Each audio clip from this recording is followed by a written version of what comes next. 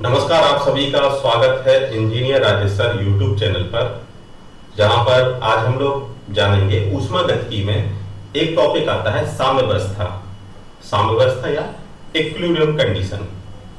और जानेंगे हम लोग शून्य का नियम, थर्मोडायनेमिक जीरो लॉ के बारे में जानेंगे। तो सबसे पहले बात करेंगे साम्यावस्था क्या कहलाती है और ये कितने प्रकार की होती है। ठीक है, तो साम्यावस्था मतलब हो गया आपका इक्विलिब्रियम कंडीशन। इक्विलिब्रियम कंडीशन का मतलब होता है कि जहां पर कोई भी आदान प्रदान नहीं होगा। डिफरेंट टाइप के फील्ड में कह सकते हैं, यदि हम हीट का आदान प्रदान नहीं होगा या फिर प्रेशर का नहीं होगा, तो ये साम्यावस्था के अंतर्गत जाना जाता है। तो सबसे पहले जानेंगे कि समानता को दर्शाता है। जो आपका साम्यावस्था है वो क्या है, इक्विलिब्रियम कंडीशन को दर्शाता है। जैसा कि आपने देखा, अगर एक तराजू है और तराजू पर हमने 1 किलो का वाट इस तरफ रख लिया और 1 किलो का वाट दूसरी तरफ है, तो जो दोनों पड़ले हैं वो बैलेंस हो गए। ना तो फोर्स किसी तरफ ज्यादा है ना किसी तरफ कम है, मतलब समान अवस्था में। यदि हम कोई केमिकल रिएक्शन डालते हैं और केमिकल कोई भी एक्टिविटी नहीं कर रहा है, इसका मतलब वो साम्यावस्था में है। ठीक है, और टेम्परेचर की बात करें, यदि आपने क्या किया, दो पिंड हैं और दोनों का टेम्परेचर एक्स एक जैसा है, तो क्या होगा, ना तो हीट एक तरफ से दूसरी तरफ आएगी ना दूसरी तरफ से पहली की तरफ। तो ये सब इक्विलिब्रियम कंडीशन कहलाती है, साम्यावस्था। तो सबसे पहले जानेंगे कि साम्यावस्था क्या है। ठीक है, तो आपका ये है जो साम्यावस्था, साम्यावस्था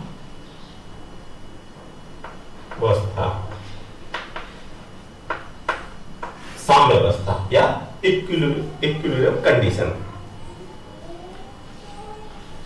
दो वस्तुओं के बीच समानता आपको दर्शाने वाला ये प्रोसेस है। मतलब ये क्या करेगा, दो वस्तुओं के बीच, दो वस्तुओं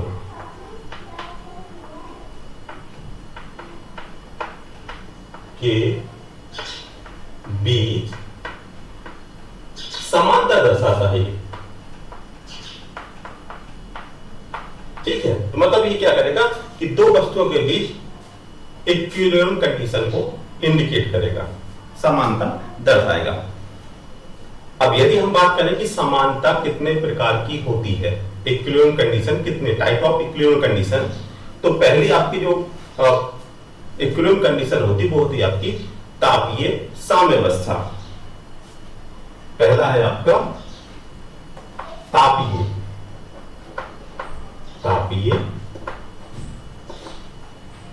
साम्यावस्था। ठीक है, या साम्यता। दूसरा आता है, इसको कहते हैं यांत्रिक साम्यता।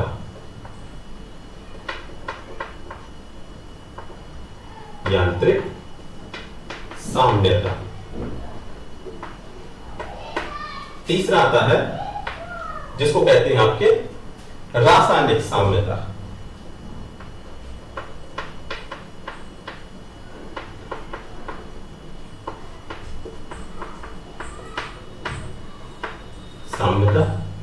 और चौथा है आपका ऊष्मीगतिकी साम्यावस्था।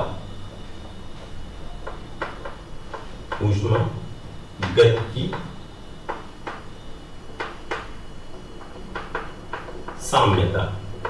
ठीक है, तो ये आपके ये टाइप ऑफ 4 हो गए, मतलब ये 4 टाइप की साम्यावस्था हो गई है। अब इन्हीं साम्यावस्था के बारे में हम लोग शॉर्ट में जानेंगे। तो सबसे पहले, जैसा कि साम्यावस्था क्या है, दो वस्तुओं के बीच में समानता को दर्शाने का एक प्रोसेस है। ठीक है, मतलब क्या है कि अगर दो वस्तुएं हैं और दोनों का टेम्परेचर एक जैसा है या प्रेशर एक जैसा है, जहां पर कोई भी ट्रांसफॉर्मेशन नहीं होता, वो आपका साम्यावस्था कहलाता है। अब मानते हैं कि तापीय साम्यावस्था क्या है, कि तापीय साम्यता किसी भी निकाय को तापीय साम्यावस्था की अवस्था में तब कहा जाता है जब निकाय के प्रत्येक भाग के बीच का ताप समान हो। मतलब क्या है, यदि हम एक सिस्टम की बात करें, तापीय साम्यावस्था है। तो एक सिस्टम, किसी सिस्टम में यदि दो वस्तुएं रखी हैं, मतलब ए और बी, दो वस्तुएं हैं, और यदि दोनों का टेम्परेचर 100 डिग्री सेंटीग्रेड और इसका भी 100 डिग्री सेंटीग्रेड है, तो इसका मतलब क्या है, ये इक्विलिब्रियम कंडीशन पे है। मतलब क्या है, ना तो यहां से हीट इस तरफ जाएगी, ना यहां की हीट इस तरफ आएगी, क्योंकि दोनों एक जैसे हैं। तो ये क्या है, दोनों इक्विलिब्रियम कंडीशन में आ गए हैं। इसे कहते हैं तापीय साम्यावस्था, मतलब थर्मल इक्विलिब्रियम कंडीशन। ठीक है। तापीय साम्यावस्था में तापमान के क्षणिक परिवर्तन का कोई भी प्रभाव नहीं पड़ता। मतलब तापमान का थोड़ा सा जो एक सेकंड के लिए कोई जो इफेक्ट डल रहा है उसको कंसीडर नहीं करते हैं। तो आप समझ गए कि जहां पर किसी सिस्टम में यदि दो वस्तुओं के बीच में तापमान ना तो एक तरफ से दूसरी तरफ, ना दूसरी तरफ से पहले वाले की तरफ अगर नहीं आता है, तो उसको कहते हैं तापीय साम्यावस्था। अब बात करते हैं यांत्रिक, मैकेनिकली इक्विलिब्रियम कंडीशन। ठीक है। किसी निकाय की यांत्रिक साम्यावस्था वह कहलाती है जब प्रत्येक भाग के बीच समान बल कार्य करते हैं। मतलब क्या है, यदि हमारे दो पिंड हैं और दोनों पिंडों के बीच में समान बल कार्य कर रहा है। अब क्या है, बल की बात क्यों की गई, क्योंकि हम यहां पर मैकेनिकली साम्यावस्था की बात करें तो यहां पे क्या होगा, बल की बात होगी, प्रेशर की बात होगी, या तनाव की बात होगी। तो ये जितने भी मैकेनिकल प्रॉपर्टी है उनकी बात की जा रही है। तो यदि वो क्या है, उनके प्रत्येक भाग के बीच में संतुलन बना रहता है, तो उसे कहते हैं मैकेनिकल साम्यावस्था। यांत्रिक साम्यावस्था तभी संभव है जब निकाय के अंदर का दाब समान हो तथा निकाय एवं सराउंडिंग के बीच कोई भी दाबांतर नहीं होना चाहिए। मतलब क्या है, ये कब मान्य है, जब क्या होगा, सराउंडिंग, अगर हम प्रेशर की बात करें मैकेनिकल कंडीशन में, जैसे मान लो ये आपका ये है, तो यहां पर अगर हम एक कोई सब्सटेंस लेते हैं तो क्या है, ये आपका सिस्टम है, सिस्टम, और ये है सराउंडिंग। ठीक है। तो सिस्टम और सराउंडिंग का टेम्परेचर इक्वल होना चाहिए। ये मतलब ये प्रेशर और ये प्रेशर इक्वल होना चाहिए, तभी हम इसको क्या कहेंगे, मैकेनिकल इक्विलिब्रियम कंडीशन। जैसा कि आपने देखा होगा, इसके पहले एक केस हो गया था, वो सबमरीन वाला, कि जो सबमरीन क्या हुई, टाइटैनिक जहाज को देखने जा रही थी, उसमें काफी पैसे वाले लोग भी थे, यूएस की आर्मी भी लगी, तो ये समझ लो उनको खोजने में 10 करोड़ रुपया खर्च हो गया था। काफी पैसे वाले लोग थे, तो उन्हें क्या देखना था, अब पानी का जहाज देखने जाना था। तो वो लोग क्या गए, समुद्र की गहराई में गए। अब सभी को पता है कि जब हम पानी के अंदर जाते हैं, जितनी गहराई पे जाएंगे उतना ही प्रेशर क्या होगा, ज्यादा लगेगा। अगर प्रेशर ज्यादा है तो क्या होगा, ये जो सबमरीन है ये पिचकने की कगार पे होगी। अब यहां पर क्या था कि यहां पर अंदर से भी एक ऐसा सिस्टम बनाया गया था जो अंदर से प्रेशर बाहर की तरफ लगा रहा था। ये अंदर से जो सिस्टम था वो बाहर की तरफ प्रेशर लगा रहा था। ठीक है। और एक प्रेशर बाहर से लग रहा था, कौन सा, सराउंडिंग, मतलब पानी से जो प्रेशर लगाया जा रहा था वो आपका बाहर की तरफ से। अब यहां पर क्या है कि अंदर का प्रेशर और बाहर का प्रेशर दोनों इक्वल हैं। इसका मतलब क्या है, मैकेनिकल साम्यावस्था है। परंतु क्या हुआ कि यहां पर अंदर का जो प्रेशर था वो सडनली कम हो गया। कम होने पे क्या होगा कि ऑटोमेटिक ये क्या होगा, ये पिचक गया, जो सबमरीन था वो ऑटोमेटिक पिचक गया। और इतनी विदिन सेकेंड, मतलब सेकेंड के 10वें भाग, यदि हम सेकेंड का 10वां हिस्सा कर लेते हैं, उतने समय में वो पूरा सबमरीन ऑटोमेटिक तरीके से चिपक गया, पिचक गया, और जितने भी लोग उसमें बैठे थे वो सभी ऑन स्पॉट खत्म हो गए, उनका कुछ पार्ट भी नहीं मिले। तो ये क्या था, इसको आप ये मैकेनिकल साम्यावस्था नहीं कहेंगे, तो ये क्या है, ये मैकेनिकल साम्यावस्था नहीं था, इसलिए ये दुर्घटना वहां पर क्रिएट हो गई। तो यांत्रिक साम्यावस्था का मतलब ये है कि यदि दोनों पिंडों के बीच में प्रेशर एक जैसा है, चाहे वो अंदर और बाहर दोनों जगह यदि दाब एक जैसा है, तो इसको हम लोग क्या कहते हैं, मैकेनिकल साम्यावस्था। अब रासायनिक साम्यावस्था की बात करें तो यहां पर क्या होगा, केमिकल की बात की जाएगी। यदि हमने एक केमिकल के बीच में दूसरे केमिकल को डाल दिया, एक केमिकल था उसी में हमने दूसरे केमिकल को डाल दिया, तो उनके बीच में कोई भी रिएक्शन नहीं होगा, कोई भी प्रतिक्रिया नहीं हुई, तो इसका मतलब क्या है कि उनके बीच में कोई जो एक्टिविटी नहीं हुई, तो इसका मतलब वो क्या है, अपने रूप में वो परिपूर्ण है। तो इस प्रोसेस को क्या कहते हैं, रासायनिक साम्यावस्था। मतलब यदि एक केमिकल के बीच में हमने दूसरे केमिकल को डाला और उनके बीच में कोई भी रासायनिक क्रिया नहीं होती है, तो इसको कहते हैं रासायनिक साम्यावस्था। ठीक है, अब बात करते हैं आपके ऊष्मागतिकी साम्यावस्था। ऊष्मागतिकी साम्यावस्था में क्या होता है, जब निकाय के अंदर कोई भी यांत्रिक तथा रासायनिक साम्यावस्था हो, मतलब क्या है कि यदि सिस्टम में क्या होता है, आपका रासायनिक और यांत्रिक, मैकेनिकल और केमिकल प्रॉपर्टी इक्वल रहती हैं, इसे कहते हैं ऊष्मागतिकी साम्यावस्था। मतलब ये दो चीजों पर कंसीडर करता है, मैकेनिकल प्रॉपर्टी और रासायनिक प्रॉपर्टी, यदि दोनों की एक जैसी हैं तो उसको कहेंगे ऊष्मागतिकी साम्यावस्था। तो आप समझ गए, साम्यावस्था का मतलब होता है बैलेंस, मतलब चाहे वो किसी भी रूप में हो। यदि हम उसकी बात करें कि वो रासायनिक है, तो रासायनिक का मतलब है कि ना उसमें कोई भी क्रिया नहीं होनी चाहिए, वो आपका रासायनिक हो गया। यदि मैकेनिकल की बात करते हैं तो प्रेशर दोनों तरफ एक जैसा होना चाहिए, चाहे आपका सराउंडिंग हो चाहे आपका सिस्टम के अंतर्गत हो।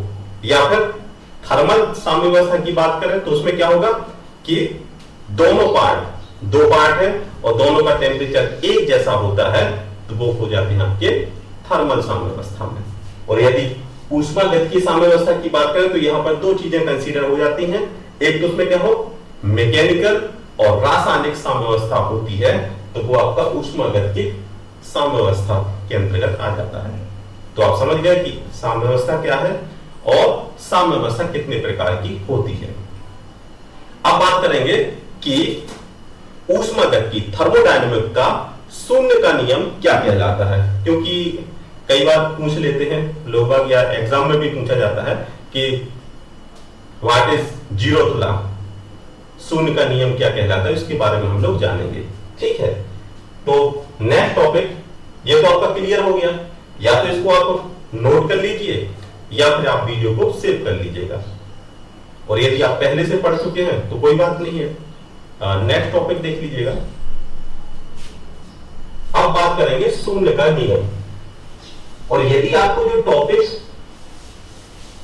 समझ में आते हैं तो आप कमेंट जरूर किया करें। जैसा कि अगर कोई भी वीडियो आपको आती है तो आप चैनल पर मैसेज कर सकते हैं, जैसे हमने YouTube पर डाला मैसेज और आपने उसी वीडियो का कंटेंट यदि आपको कहीं समझ में आता है या नहीं आता है तो आप मैसेज करके अपनी क्वेरी इनपुट कर सकते हैं, या फिर थैंक यू लिख सकते हैं, तो ये लगता है कि हाँ बच्चे इंटरेस्ट ले रहे हैं। ठीक है, अब बात करते हैं आपका शून्य का नियम। शून्य का नियम जैसे कहते हैं zero law, thermodynamic zero law. शून्य का नियम क्या कहलाता है, शून्य का नियम। शून्य तो आप समझ गए, शून्य का मतलब जहां पर वैल्यू इक्वल होनी चाहिए, शून्य होना चाहिए, ना तो हमने उसको कोई चीज दी ना उससे कोई ली चीज, इसका मतलब जीरो। ठीक है, तो ऐसे इसमें क्या होता है, यहां पे कहते हैं जब कोई दो सिस्टम, ठीक है, क्या है, दो सिस्टम। पहले तो बात करेंगे, एक सिस्टम है ये वाला, ठीक है, ये एक ऐसा सिस्टम है यहां पर ना तो हीट बाहर से अंदर आ रही है ना अंदर से बाहर जा रही है, मतलब आइसोलेटेड सिस्टम है, ठीक है। अगर आइसोलेटेड सिस्टम के बारे में आपको नहीं पता है तो वीडियो में जाके देख लीजिएगा, उसमें आपको आइसोलेटेड सिस्टम, आपका क्लोज सिस्टम, ओपन, उसमें दिया हुआ है, ठीक है। और अगर आपको पहले से आइसोलेटेड सिस्टम के बारे में जानते हैं तो रह दीजिएगा। तो यहां पर बात की जाती है कि एक कोई सिस्टम है और कैसा है, आइसोलेटेड सिस्टम है। आइसोलेटेड सिस्टम है, उसमें दो पिंड हैं, पिंड ए और पिंड बी, ठीक है। दो पिंड हैं ए और बी, और इसको क्या करते हैं, तीसरे निकाय के साथ ये साम्यावस्था, मतलब यहां पर दो पिंड हैं, आपका जो तीसरे पिंड की तापीय साम्यावस्था में है, ठीक है। मतलब ये क्या है कि तीसरे वाले के साथ इनको जोड़ दिया, इससे सी से, मतलब इसको हमने इससे जोड़ दिया, इसको जोड़ दिया इससे, ठीक है। तो एक समय ऐसा आएगा कि इसकी जो हीट है, अगर इसका टेम्परेचर क्या है 100 है और इसका भी 100 है, तो मान लीजिए इसका जो टेम्परेचर हुआ गया आपका 50, तो क्या होगा, यहां की जो हीट है वो इसमें जाएगी और इसकी हीट यहां पे आएगी। तो एक समय ऐसा आएगा कि यहां पर तीनों का जो तापमान है, मतलब ए, बी और सी का जो तापमान है, कुछ समय बाद ऐसा होगा तीनों का तापमान एक जैसा होगा, ठीक है। मतलब तीनों का जो तापमान होगा, जिसमें ज्यादा तापमान होगा वो कम की तरफ जाएगा और जो उसका तापमान कम है वो हीट को ज्यादा खींचेगा। तो एक समय ऐसा आएगा कि ए, बी और सी तीनों का जो टेम्परेचर है वो एक जैसा हो जाएगा। इसको आप ऐसे समझिए, दो पिंड हैं, एक तो पहले क्या है, एक सिस्टम है, कौन सा, आइसोलेटेड सिस्टम, जिसमें क्या हो, ना तो हीट आएगी ना हीट जाएगी। उस सिस्टम के अंदर हमने क्या किया, दो बॉल को रख दिया, बॉल ए और बॉल बी, और दोनों बॉलों को किससे जोड़ दिया हमने, सी से जोड़ दिया। तो क्या होगा, जो ए और बी का जो टेम्परेचर है वो सी के पास आएगा, क्योंकि हमें पहले से पता है कि ए का टेम्परेचर 100 है और बी का टेम्परेचर 100 है, और जो सी है इसका टेम्परेचर आपका 50 है। तो क्या होगा, 50 वाला जो वस्तु है वो आपका बी और ए से हीट को एब्जॉर्ब करेगा, और कब तक करेगा एब्जॉर्ब, जब तक कि दोनों का टेम्परेचर एक जैसा ना हो जाए। तो एक समय ऐसा आएगा कि तीनों का जो टेम्परेचर है, ए, बी और सी, तीनों का टेम्परेचर एक जैसा हो जाएगा। इसे कहते हैं ऊष्मागतिकी का शून्य का नियम, ठीक है। इस निकाय में क्या होता है, ए, बी और सी है और सिस्टम है आइसोलेटेड, ठीक है। जहां पर ए और बी गर्म है और सी अगर ठंडा है तो क्या होगा, ए और बी हीट तब तक देंगे जब तक कि सी का टेम्परेचर भी उसके बराबर ना हो जाए। तो यहां पर लास्ट में क्या होगा, ए, बी और सी तीनों का टेम्परेचर हो गया इक्वल, ए इक्वल बी इक्वल सी, तीनों का जो टेम्परेचर वो इक्वल हो गया, इसका मतलब आपका 0 हो गया, ठीक है। तो ये कहलाता है आपका शून्य का नियम। तो आप समझ गए होंगे कि ऊष्मागतिकी का शून्य का नियम, जब कोई दो निकाय किसी तीसरे निकाय के साथ तापीय साम्यावस्था में होते हैं तो दोनों निकाय आपस में तापीय साम्यावस्था कहलाती है, ठीक है, जिसे कहते हैं ऊष्मागतिकी का शून्य का नियम, ठीक है। तो आप समझ गए शून्य का नियम, साम्यावस्था और साम्यावस्था के प्रकार। तो अब इसके बाद जो नेक्स्ट टॉपिक आएगा वो रहेगा आपका वर्क और एनर्जी। तो मिलते हैं नेक्स्ट वीडियो में, तब तक के लिए थैंक यू, धन्यवाद। और यदि आप पहली बार वीडियो को देख रहे हैं तो सब्सक्राइब कीजिएगा, और यदि आप पहले से सब्सक्राइब हैं तो लाइक कीजिएगा और कमेंट कीजिएगा। तो इसमें ये लगता है कि हाँ बच्चे कुछ इंटरेस्ट ले रहे हैं या फिर हमारी वीडियो कहाँ पर जा रही है। ऐसा तो नहीं कि कहीं ऐसे बच्चों के पास जा रही जिनके पास थर्मल इमेजिंग तो है ही नहीं। ठीक है, तो लाइक कीजिएगा और साथ में कमेंट कीजिएगा। तो मिलते हैं नेक्स्ट वीडियो में, तब तक के लिए थैंक यू, धन्यवाद।